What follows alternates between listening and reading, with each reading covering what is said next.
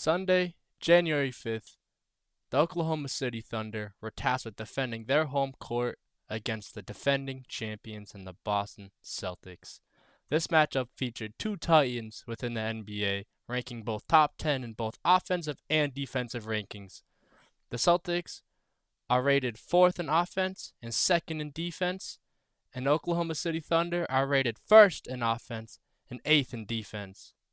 This game was a story of two halves, and in the first half, the Celtics had the Thunder's number. Took a lot of contact too. And Boston quickly scored that if he hadn't came down and helped out.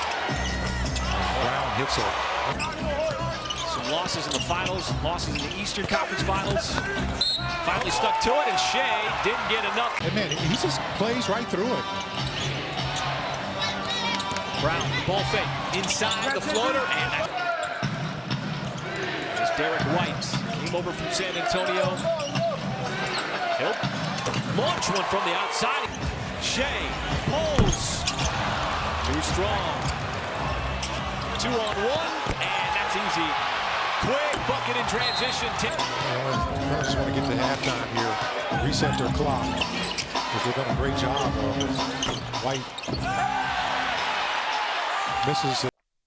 The second half of this game was a completely different game. The Celtics did what they wanted to do to the Thunder. And in all honesty, the Thunder looked shocked. They looked shell-shocked at how the Celtics were just manhandling them, doing what they wanted to do on the offensive side of the ball. And they didn't have too many answers for them in the first half. But that was a completely different story in the second half. And this is where you have to give credit to Mark Daigneault, the Thunder's head coach. I don't know what he said to them in the locker room, but in this second half, this was a completely different game. And this is where I believe championship teams are made. The Celtics are the defending champions, and the Thunder are an up-and-coming team who are in a very similar position as the Celtics were a couple years ago when they didn't win the championship, but they were also a young and up-and-coming team. And I believe they have very much similarities within the two teams. But in the second half, the Thunder, their defensive intensity just shot through the roof. And I believe this all started with Shea. And this was, I believe, one of the strongest MVP performances Shea has had this year. And today's game really showed why he is probably the best player in the NBA. You know, a lot of people argue with Jokic. Jokic is the best, but in my opinion, Jokic is nowhere near as good on the defensive side of the ball as Shea is. Shea led his team on the defensive side of the ball last night, and it was truly amazing to watch. A player that is dominant, like completely dominant on the offensive side of the ball. There's nothing no one can do when Shea gets downhill. And to watch him sit down and clamp up some of the best players in the NBA that the Celtics have, and Jaylen Brown and Derek White and Jrue Holiday, Shai Gilgeous-Alexander was showing why he is the best player in the league. A little force there on the defensive end. Jaylen Brown thought he got fouled. SGA pulls up just below the free. Shea again. Stops. SGA. Thunder creating opportunities. Just not able to convert. Brown shot away by Hartenstein. Shooting at sub 40% for the game. Shea fires it inside. The kick. Dort, corner three. Gets that one to go. Pritchard went into his shooting motion, and Tatum lost his balance. It's taken by Joe. 2-on-1. Joe dumps it off. Wiggins lost it initially there. He finally back. Brown can be loose with the ball. Diving for it. There it is. Picked up by Wallace. Wallace fears on Holiday. Takes it all the way to the cups. Brown, the three. Holiday taps it out. Dort's able to take it away from White. Too much action on defense, and it leads to the dunk on the other end. Between Lu Dort and Jaylen Brown, they both wrestled each other out of the picture. Tough shot, SGA drills the step back three and swatted it away. 5-on-4, Hartenstein. Couldn't turn the corner on Brown. Now he's got to put it up. Lost possession. Dort sidestep three, beats the shot clock, and Lu Dort, big time from downtown. Come up with a big three for the Thunder. Brown got tied up by SGA. He turns it over. Open shooter, it's Dort. Yet again. as I said before, this game was a tale of two halves. And as we can see here, the Celtics shot 51% from the field in the first half. They did what they wanted to do. I believe the score at halftime was 65-55. And the Celtics did what they wanted to do. They got the shots they wanted to take. They weren't being forced often. And they shot terribly from three at a terrible 27%. But they were shooting the shots they wanted to get. On the flip side, the Thunder shot 41% and 36% from three. Not terrible, but you could tell they were a step behind the Celtics in the first half. And then we changed this to the second half. The Celtics shot a garbage 20% from the field. 12% from three. 3 of 24 and 8 of 40 in total. This was one of the most atrocious halves of basketball I have ever seen from the Boston Celtics. And I'm an avid Celtics fan. And this was absolutely one of I believe this is the worst half of basketball we have seen since the trade of getting Drew Holiday and Kristaps Porzingis. I have never seen a team completely shut down this star-studded Celtics team. Look, they had their whole roster playing. JB, JT, KP, Derek White, Drew Holiday. They had their whole roster playing. They didn't have any injuries, fully healthy. Look at that, -18, -17. Everyone was negative. No one played good. This was one of the worst halves of basketball I have ever seen from the Boston Celtics. One of the worst halves ever. But it wasn't because the Celtics were necessarily playing bad.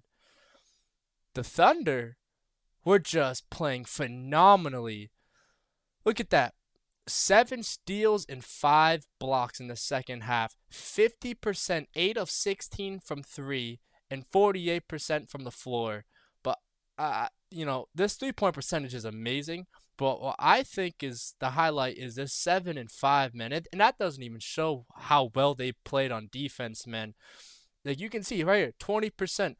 The Thunder, like, Luann Dort is I love that guy. He's like Drew Holiday. He's like a young Drew Holiday, just not as dominant, not as good on the offensive side of the ball as Drew was when he was like with the Pelicans. But Lou Dort, man, he has transformed from a garbage shooter to 4 for 6. He hit the 2 daggers at the end of the game to finish the game. Isaiah Hartenstein, 18 minutes, but in those 18 minutes, he played some really good basketball. But like I said, I believe the star of today's game was Shai. And Shai played his mind out. He was dominant on offense, and he was equally as dominant on the defensive side of the ball. Look at that, 2 steals and 2 blocks. Shai Gilgeous-Alexander played one of the best games I've seen come from him. What I've taken away from this game, and I believe this was one of the biggest games the Thunder will have played this year. It's defending champs, but they have rightfully earned the #1 slot in the NBA. I don't know, them in Cleveland, man, but in my opinion, I give it to the Thunder. I think that Shai and their versatility on defense right now is just extraordinary. This pushed their winning streak to 15 games. They're on a roll right now, man. And if they keep this up, their defensive rating is going to go from 8 to probably a top 5 defense, I bet. And Shai is putting on an extraordinary season. He is putting up a season to the likes of Michael Jordan, man. And it's crazy to say that, but the way he's playing on defense and on offense, it's actually amazing to watch. Before a lot of players, they'll pick a side of the ball. They're going to play offense and they're going to slack a little bit on defense, or they're going to play defense and they're going to slack a little bit and corner sit on offense. But Shai, he's a catalyst on offense, and he's also, when you have your best player playing some of the best defense on your team, his teammates, all that does for his teammates is make them want to play harder for their best player. Because when your best player is willing to get down and dirty, dive for loose balls, get dirty on defense, guard the opposing team's best player as well, that's a complete confidence booster for the rest of the team. And Shai is one of has become one of the best leaders in basketball. And I, at the end of the day, I believe this is all. I think we need to give a round of applause to Sam Presti, dude.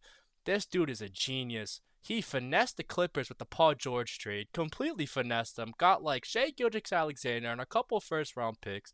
The Thunder have like 9, 10, 11 first-round picks the next couple years. They have like a ridiculous amount of picks in the upcoming draft. Like this team is bound to be good for the next decade or so. You know, even when Shea departs, they have so many first round picks. They're bound to find at least 4 to 5 guys who are, elite level NBA players. Like they're bound to do it unless you completely fuck up the drafting process. You're gonna find some guys who can ball. And this just sets them up for success, man. Like, unlike the Celtics, they're paying so much money to their 5 starters. I don't know what the future looks like when JT and JB are done. I don't know. We're not there yet, but this team is set up for success, man. And the leader of the pack is Shea. And Shea has proven that he is the best player in the world. In my opinion, when you have the best player in the world and you're on a 15-game winning streak, I believe that puts you as the best team in the league.